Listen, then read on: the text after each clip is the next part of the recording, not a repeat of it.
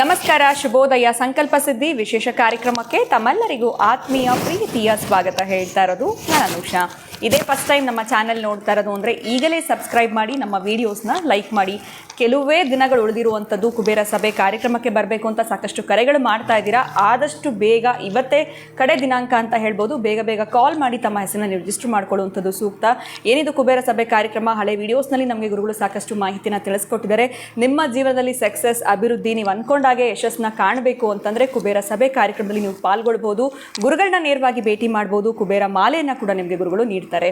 ಇನ್ನು ಇವತ್ತಿನ ಕಾರ್ಯಕ್ರಮದಲ್ಲಿ ನಿಮ್ಮೆಲ್ಲರ ನೆಚ್ಚಿನ ಸ್ಪಿರಿಚುವಲ್ ಗುರು ಡಾಕ್ಟರ್ ವಿಷ್ಣುದತ್ತ ಗುರುಜಿಯವರಿದ್ದಾರೆ. ಗುರುಗಳನ್ನ ಇವತ್ತಿನ ಕಾರ್ಯಕ್ರಮಕ್ಕೆ ನಾವು ಬರ್ಮಾಡ್ಕೊಳ್ಳೋಣ. ನಮಸ್ತೆ ಗುರುಗಳೇ, ಕಾರ್ಯಕ್ರಮಕ್ಕೆ ಆತ್ಮೀಯ ಸ್ವಾಗತ. ಒಳಿತಾಗ್ಲಿ. ಗುರುಗಳೇ, ಎಲ್ಲೋ ಒಂದು ಕಡೆ ಮೇಷ ರಾಶಿಯಿಂದ ವೃಷಭ ರಾಶಿಗೆ ಗುರು ಪ್ರವೇಶ ಆಗ್ತಾ ಇದೆ ಅನ್ನೋದು ನನ್ನ ಬಗ್ಗೆ ನಾವು ಮಾತನಾಡ್ತಾ ಇದ್ದೀವಿ. ಇಷ್ಟು ಒಂದು ವರ್ಷಗಳ ಕಾಲ ಎಲ್ಲೋ ವ್ಯಯ, ಒಂಥರ ನಷ್ಟ, ಯಾವುದೇ ಕೆಲಸದಲ್ಲಿ ಸಕ್ಸಸ್ ಇಲ್ಲದೆ ಇದ್ದಂಥ ವೃಷಭ ರಾಶಿಯವರಿಗೆ ಈ ವರ್ಷ ಗುರು ವೃಷಭ ರಾಶಿಗೆ ಬರ್ತಾ ಇರೋದ್ರಿಂದ ಏನಾದರೂ ಫುಲ್ಲು ಸೂಪರ್ ಡೂಪರ್ ಆಗಿರುತ್ತಾ ಈ ಒಂದು ವರ್ಷ? ಹೇಗೆ ಅವ್ರು ಅಂದ್ಕೊಳ್ಳೋವಂಥದ್ದೆಲ್ಲ ಸಕ್ಸಸ್ ಆಗುತ್ತಾ? ಏನು ಹೇಳ್ತೀರಾ ಗುರುಗಳೇ? ಓಂ ವಿಶ್ವಸ್ಮೈ ನಮಃ. ಪ್ರೀತಿಯ ಬಂಧುಗಳೇ, ಹಿಮಕುಂದ ಮೃಣಾಲಾಭಂ ದೈತ್ಯಾನಾಂ ಪರಮಂ ಗುರುಂ ಸರ್ವಶಾಸ್ತ್ರ ಪ್ರವಕ್ತಾರಂ ಭಾರ್ಗವಂ ಪ್ರಣಮಾಮ್ಯಹಂ. ಭಾರ್ಗವಾಯ ವಿದ್ಮಹೇ ದಿವ್ಯ ದರ್ಶನಾಯ ಧೀಮಹಿ ತನ್ನೋ ಶುಕ್ರ ಪ್ರಚೋದಯಾತ್. ಇದು ನಿಮ್ಮ ಮಂತ್ರ ಪ್ರೀತಿಯ ಬಂಧುಗಳೇ. ಇದನ್ನು ಹೇಳ್ಕೊಳ್ತಾ ಬನ್ನಿ. ಈ ವರ್ಷದ ಗುರುಬಲವನ್ನು ಕೂಡ ಪರೀಕ್ಷೆ ಮಾಡಿ. ಯಾಕೆಂದರೆ ಹೋದ ವರ್ಷವೂ ನಿಮಗೆ ವ್ಯಯಕ್ಕೆ ಇದ್ದ, ಈಗ ಜನ್ಮಕ್ಕೆ ಬಂದಿದ್ದಾನೆ. ಹಾಗಾಗಿ ಗುರುಬಲ ನಿಮಗೆ ಇರೋದಿಲ್ಲ ಅಂತಲೇ ನೀವು ಕನ್ಸಿಡರ್ ಮಾಡ್ಕೋಬೇಕು. ಬಹಳ ಪ್ರಮುಖವಾಗಿರೋ ಘಟ್ಟ ಏನು ಅಂತಂದರೆ, ಬಹಳ ಮುಖ್ಯವಾಗಿರೋ ಘಟ್ಟ ಏನಂತಂದರೆ, ಅಷ್ಟಮಾಧಿಪತಿ ನಿಮಗೆ ಲಾಭಾಧಿಪತಿ. ಅಷ್ಟಮಾಧಿಪತಿ ಲಾಭಾಧಿಪತಿ ಜನ್ಮಕ್ಕೆ ಬಂದಿದ್ದಾನೆ, ನಿಮ್ಮ ರಾಶಿಗೆ ಬಂದಿದ್ದಾನೆ. ಜನ್ಮ ಗುರು ನರೋ ದುಃಖಂ ಅಂತ ಹೇಳ್ತಾನೆ. ಆ ರಾಶಿಯಲ್ಲೇ ಅಥವಾ ಲಗ್ನದಲ್ಲೇ ಗುರು ಇದ್ದಾಗ ಈ ರೀತಿ ಇದ್ದ ಗುರುಬಲ ಇರೋದಿಲ್ಲ. ಏನು ಮಾಡೋದು? ನೀವು ಜಾಬ್ ಮಾಡ್ತಿದ್ದೀರೋ, ಬಿಸ್ನೆಸ್ ಮಾಡ್ತಿದ್ದೀರೋ, ಓದ್ತಾ ಇದ್ದೀರೋ, ಮನೇಲಿ ಸುಮ್ಮನೆ ಕೂತಿದ್ದೀರೋ, ಹರಟೆ ಹೊಡಿತಿದ್ದೀರೋ, ಒಂದು ಬಿಸ್ನೆಸ್ಸಲ್ಲಿ ಸಕ್ಸಸ್ ಆಗಲಿಕ್ಕೆ ಪ್ರಯತ್ನ ಪಡ್ತಾ ಇದ್ದೀರೋ, ಅಥವಾ ಸುಮಾರು ವರ್ಷಗಟ್ಟಲೆ ಆಗಲಿಲ್ಲ, ನಮ್ಗೆ ಹೋದ ವರ್ಷವೂ ಇಲ್ಲ, ಹೋದ ವರ್ಷವೂ ಇಲ್ಲ, ಮುಂದಕ್ಕೆ ಇರುತ್ತಲ್ಲ ಗೊತ್ತಿಲ್ಲ, ಇಷ್ಟು ಬೇಸರ ಆಗಿದ್ದರೆ ಎಂತ ಮಾಡೋದು? ಏನು ಮಾಡೋದು? ವೃಷಭ ರಾಶಿಯವರು ಕೆಲವೊಂದು ತಾಂತ್ರಿಕ ಬಹಳ ಕೈ ಹಿಡಿಯುತ್ತೆ. ವೃಷಭಕ್ಕೆ ತುಲಾ, ಶುಕ್ರ ಅಲ್ಲಿ ಅಧಿಪತಿ ಆಗಿರೋದರಿಂದ ಗುರು ಅಲ್ಲಿಗೆ ಬಂದಿದ್ದಾನೆ. ನಿಮಗೆ ಸಂಬಂಧಪಟ್ಟ ಅಷ್ಟಮಾಧಿಪತಿ, ವಿಶೇಷವಾಗಿ ಲಾಭಾಧಿಪತಿ ಬಂದಾಗ ನೋಡಿ, ಬರೀ ಅಷ್ಟಮಾಧಿಪತಿನೇ ಆಗಿದ್ದರೆ ಸ್ವಲ್ಪ ಕಷ್ಟವೇ ಆಗ್ತಿತ್ತು. ಲಾಭವೂ ಆ ಅಧಿಪತಿ ಆಗಿರೋದರಿಂದ ನಿಮ್ಮ ರಾಶಿಗೆ ಬಂದಿದ್ದಾನೆ, ಇಲ್ಲಿ ಇದ್ದಾನೆ ಅಂತಂದಾಗ ನೀವು ಇಲ್ಲಿ ಚಮತ್ಕಾರ ಜನಕ, ಒಟ್ಟಾರೆ ಹೊಸದು ನವೀನವಾಗಿ ಒಂದು ಹುಟ್ಟಾಗ್ತಕ್ಕಂತಹದ್ದು, ಚಮತ್ಕಾರವನ್ನು ಮಾಡುವಂಥ ಜನಕ ನೀವು ಆಗ್ತೀರಿ. ಈ ವರ್ಷ ಹೊಸದಾಗಿ ನೀವು ಪ್ರಯೋಗವನ್ನು ಮಾಡೋದರಿಂದ ಒಂದಷ್ಟು ದುಃಖ, ಖೇದ, ಈ ಮನೋಭಾವನೆ ನಿಮಗಿದ್ದರೂ ಕೂಡ ಸ್ವಲ್ಪ ಅದನ್ನು ತಳ್ಳಿ ಹಾಕಿ ಸ್ವಲ್ಪ ಹೆಚ್ಚಿನ ಶ್ರಮವನ್ನು ಹಾಕಿ ಮಾಡಿಕೊಳ್ಳಲೇಬೇಕಾಗಿರುವಂಥದ್ದು. ಈ ಒಂದು ವಿಶೇಷವಾಗಿ ಯಾರನ್ನೂ ಕೂಡ ನೀವು ಇಷ್ಟು ಜನ ನಂಬಿದಿರೋ, ಯಾರ್ಯಾರಿಂದ ನಿಮಗೆ ಮೋಸ ಆಗಿದೆಯೋ, ಮತ್ತೂ ಕೂಡ ಇನ್ಯಾರಿಂದ ಮೋಸವಾಗುತ್ತೆ ಅನ್ನೋ ಭಯದಿಂದ ಎಲ್ಲೋ ಒಂದು ಕಡೆ ನರಳುತ್ತಿರ್ತೀರಿ. ಟೆನ್ಷನ್ ಮಾಡಿಕೊಂಡು ನೀವು ಕಾಯಿಲೆಗಳು ತರಿಸ್ಕೊಳ್ತೀರಿ. ಆ ಟೆನ್ಷನ್ ಮಾಡಿಕೊಂಡು ಕಾಯಿಲೆಗಳು ಬರುತ್ತೆ. ಅದರ ಸೂಚನೆ ನಿಮಗೆ ಕೊಟ್ಟಿರುತ್ತೆ, ಈಗಾಗಲೇ ಕೊಟ್ಬಿಟ್ಟಿರುತ್ತೆ. ಸಣ್ಣ ಪುಟ್ಟದ್ದು ಬಂದು ನಿಮ್ಮನ್ನು ಬಾಧೆ ಪಟ್ಟಿರುತ್ತೆ. ಅಂತಹ ಪೀಡಿಸಿರ್ತಕ್ಕಂತಹ ಬಾಧೆಯಿಂದಲೂ ಹೊರಗೆ ಬರಬೇಕು. ಜನ್ಮ ಗುರು ನರೋ ದುಃಖಂ, ಇದರಿಂದ ಹೊರಗೆ ಬರಬೇಕು. ಅನೇಕ ರೀತಿಯ ಪಶ್ಚಾತ್ತಾಪಗಳಿಗೆ ಇತಿಶ್ರೀ ಇಡಬೇಕು ಅನ್ನೋದೇ ಆದರೆ ಒಂದು ಪ್ರಾಯಶ್ಚಿತ್ತವನ್ನು ನೀವು ಮಾಡಿಕೊಳ್ತೀರಿ. ಅಂತಹ ಪ್ರಾಯಶ್ಚಿತ್ತ ಅಂತಂದರೆ ತಂದೆ ತಾಯಿಗಳ ಸೇವೆಯನ್ನು ಮೊದಲು ಈ ರಾಶಿಯವರು ಮಾಡಬೇಕಾಗತ್ತೆ. ವರ್ಷ ಆದಿಯಲ್ಲಿ ಕೂಡ ನೀವು ಮಾಡ್ತಾನೆ ಬರ್ತೀರಿ. ಇನ್ನು ಎರಡನೆಯದು, ನಿಮಗೆ ಸಂಬಂಧಪಟ್ಟಾಗಿರ್ತಕ್ಕಂಥ ವಿಶೇಷವಾಗಿ ಈ ರಾಶಿಯವರಿಗೆ ಪೂರ್ವ ಪುಣ್ಯಾಧಿಪತಿಯನ್ನು ಮರೆಯಬಾರದು, ಭಾಗ್ಯಾಧಿಪತಿಯನ್ನು ಮರೆಯಬಾರದು. ಇವರು ನಿಮಗೆ ಅತ್ಯಂತ ಲಾಭವನ್ನು ತಂದು ಕೊಡ್ತಾರೆ. ಯಾಕಂತಂದರೆ ನಿಮ್ಮಲ್ಲಿ ಜನರಲ್ ನಾಲೆಡ್ಜ್ ಅತ್ಯಧಿಕವಾಗಿದೆ. ನಿಮಗೆ ಬೇಕಾಗಿರೋದು ಓನ್ಲಿ ಸಬ್ಜೆಕ್ಟ್ ನಾಲೆಡ್ಜ್. ಇದನ್ನು ನೀವು ವೃದ್ಧಿ ಮಾಡ್ಕೋಬೇಕು ಅಂತಂದರೆ ಸಬ್ಜೆಕ್ಟ್ಗೆ ಸಂಬಂಧಪಟ್ಟವ ಪೂರ್ವ ಪುಣ್ಯಾಧಿಪತಿ ನಿಮಗಾಗಿರ್ತಾರೆ.